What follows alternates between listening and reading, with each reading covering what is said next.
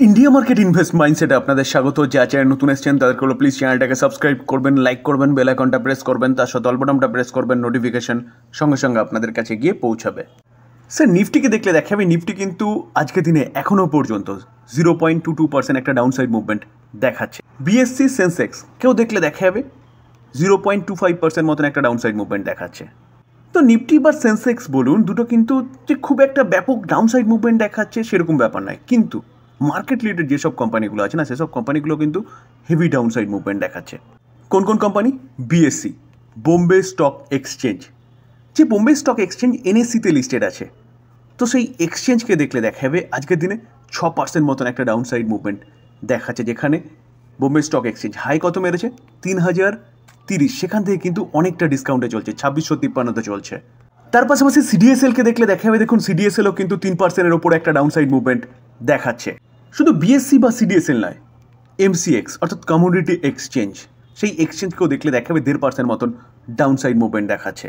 Market related আরেকটা company কি camps, যে কোম্পানিটার মিউচুয়াল ফান্ডে ব্যাপক একটা এক্সপোজার রয়েছে, তো সেই কোম্পানিটাকেও দেখলে দেখা যাবে 1.38% একটা ডাউনসাইড মুভমেন্ট দেখাচ্ছে, যেখানে স্যার মার্কেট তেমন কিন্তু পড়েনি। কিন্তু মার্কেট রিলেটেড যেসব কোম্পানিগুলো আছে সেসব কোম্পানিগুলো এত পড়ছে কেন, এবং পড়ছে বলে কি সেই কোম্পানিগুলোর মধ্যে অপরচুনিটি দেখা যাচ্ছে বাই করার? তো ডিটেলসে আলোচনা করব, শুধু একটু ধৈর্য সহকারে দেখতে হবে, তাহলে ডিটেলসটা আপনিও জানতে বা বুঝতে পারবেন। তো প্রথম দেখে নিই যে কোম্পানিগুলো মার্কেট রিলেটেড কোম্পানিগুলো পড়ছে কেন। বিএসসি বলুন বা সিডিএসএল বলুন বা এমসিএক্স বলুন, দেখুন এই আর্টিকেল দেখলে দেখা যাবে বিএসসি বা সিডিএসএল এই কোম্পানিগুলো পড়ার পিছনে কারণ কি? পড়ার পিছনে কারণ হচ্ছে সেবি ব্যান করেছে। কাকে ব্যান করেছে? অন জানে স্ট্রিট ফর ডেরিভেটিভ ম্যানিপুলেশন। চলুন আরেকটু ডিটেলসে বোঝার চেষ্টা করি। দেখুন বিএসসি 6% পড়ার পিছনে কারণ হচ্ছে সেবি অ্যাকশন নিয়েছে ইউএস বেস একটা ট্রেডিং ফার্ম জানে স্ট্রিট, যাকে ইন্ডিয়ান মার্কেট থেকে ব্যান করা হয়েছে। কেন ব্যান করা হয়েছে? তার বিরুদ্ধে এলিগেশন আনা হয়েছে কিসের জন্য? ম্যানিপুলেশন করেছে তারা ইন ইকুইটি ডেরিভেটিভে।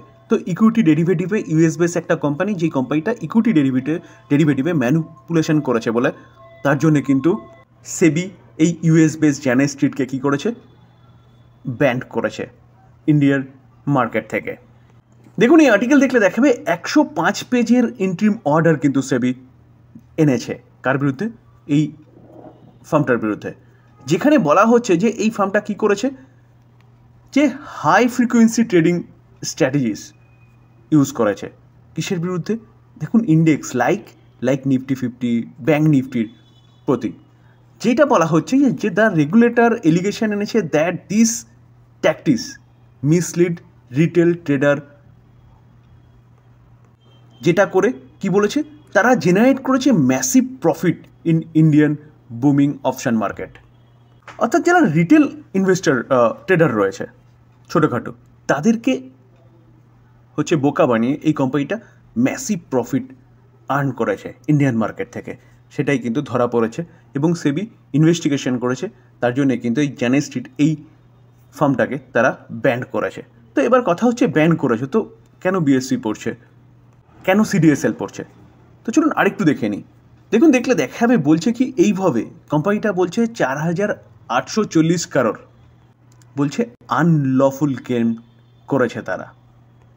তো এবার প্রশ্ন হচ্ছে যে ঠিক আছে সেবি ব্যান করেছে ট্রেডিং থেকে, ডেরিভেটিভ ট্রেডিং থেকে, তার ফলে মার্কেট বিএসসি কেন পড়ছে, সিডিএসএল কেন পড়ছে? দেখুন স্যার বিএসসি ইনকাম কোথায়? মার্কেটে যত ট্রেডিং হবে, যত এফএনও বলুন, যত ডেরিভেটিভে বলুন, যত ডে ট্রেডিং বলুন, যা কিছু হবে সেখান থেকে বিএসসি ইনকাম, কারণ বিএসসি হচ্ছে একটা এক্সচেঞ্জ। তার পাশাপাশি সিডিএসএল ইনকাম কত? যত ডেলিভারিতে কাজ হবে। তো একটা ফার্মকে যদি ব্যান করে দেয় এবং সেইখান থেকে প্রচুর পরিমাণে লিকুইডিটি ইন্ডিয়ান মার্কেটে আসতো, তো স্বাভাবিকভাবেই লিকুইডিটি একটা কম পড়বে, ট্রেডিং কম হবে, যার ইম্প্যাক্ট অবভিয়াসলি বিএসসিতে পড়বে, যার ইম্প্যাক্ট অবভিয়াসলি সিডিএসএলে পড়বে, যার ইম্প্যাক্ট অবভিয়াসলি এমসিএক্সে পড়বে, আর ঘুরিয়ে ক্যাম্পসে পড়বে।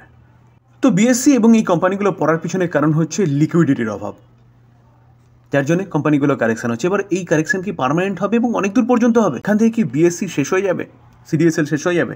একদম নয়। দেখুন একটা ইম্প্যাক্ট দেখা যাচ্ছে লিকুইডিটির অভাব, যেটা কিন্তু মার্কেট ওভারকাম করে নেবে এবং মার্কেট আবারও ওপরের দিকে উঠবে।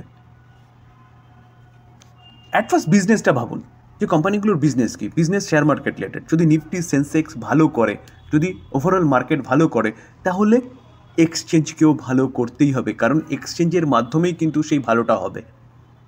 আজকে যত ইনভেস্টমেন্ট বলুন, যত ডেরিভেটিভ বলুন, যত এফএনও বলুন, যত যা কিছু বলুন হচ্ছে সেই এক্সচেঞ্জের মারফতেই হবে। তো আমাদের ইকোনমি যদি বুস্ট হয় তাহলে এক্সচেঞ্জের কেউ বুস্ট হতে হবে এবং ভালো করতে হবে। তো সেই জায়গায় দাঁড়িয়ে স্যার এটাকে অপরচুনিটি হিসেবে কাজে লাগাতে হবে। লাস্ট এক মাসে দেখলে দেখা যাবে নিফটি বিএসসি 5% মতন কারেকশান দেখাচ্ছে, কিন্তু হাই থেকে দেখলে দেখা যাবে 12% মতন কারেকশান দেখাচ্ছে কিন্তু বিএসসি। এবং সিডিএসএলকে দেখলে দেখা যাবে সিডিএসএলও কিন্তু অনেকটাই নিচে আছে। হাই কত মেরেছিল 1989, সেখান থেকে 1747-48 চলছে। তো এটা কিন্তু পার্মানেন্ট ব্যাপার নয় যে এখান থেকে এই কোম্পানিগুলোর বিজনেস এখানে শেষ হয়ে যাবে। সুযোগ দিচ্ছে, অপরচুনিটি দিচ্ছে, কাজে লাগানোর চেষ্টা করুন। আমরা যদি লাস্ট 5 বছরের নেট প্রফিট দেখি বিএসসি, দেখলে দেখা যাবে দেখুন 142, 245, 206, 772। তো 772টা কোথায় এসছে? 1322। তো প্রফিট লাফিয়ে বাড়ছে, প্রফিট বাড়ছে মানে আমাদের মার্কেট ভালো করছে। দেখুন লাস্ট 5 বছরে 142 থেকে কোথায় এসছে? 142 থেকে 1322 এসছে, প্রায় 9-10 গুণ মতন কিন্তু কোম্পানির বিজনেস বেড়েছে।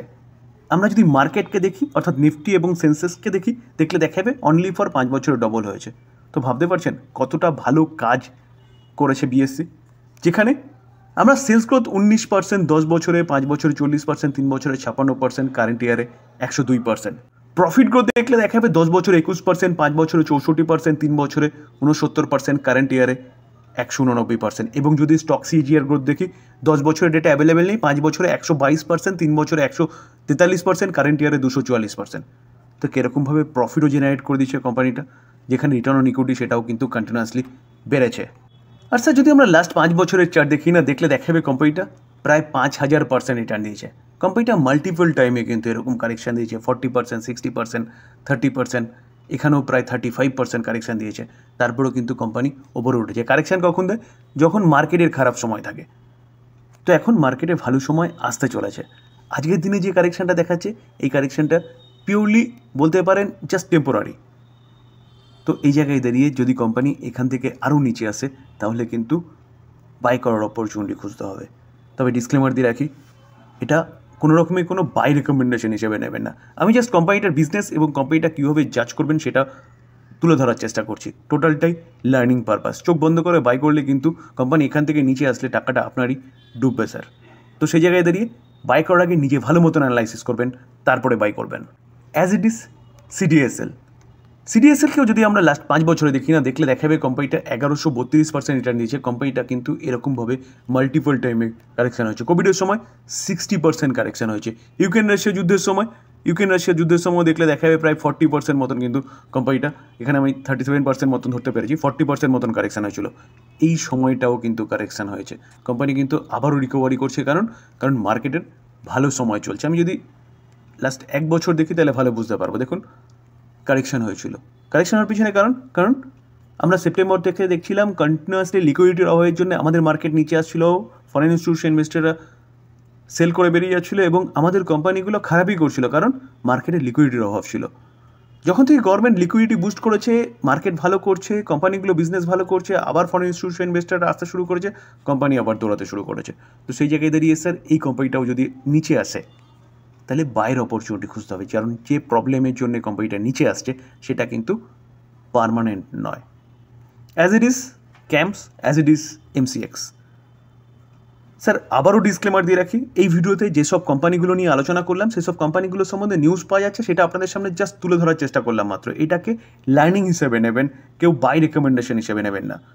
ভিডিও দেখে চোখ বন্ধ করে বাই করলে কিন্তু যদি নিচে আসে টাকাটা আপনারই চলে যাবে, লস আপনারই হবে। তো ভালো মতন অ্যানালাইসিস করবেন এবং লং টার্মের যদি চিন্তাভাবনা করেন তাহলে গিয়ে ইনভেস্টমেন্টের জন্য চিন্তাভাবনা করবেন, নিজে ভালো মতন বুঝে নিয়ে। থ্যাংক ইউ, ভালো থাকবেন।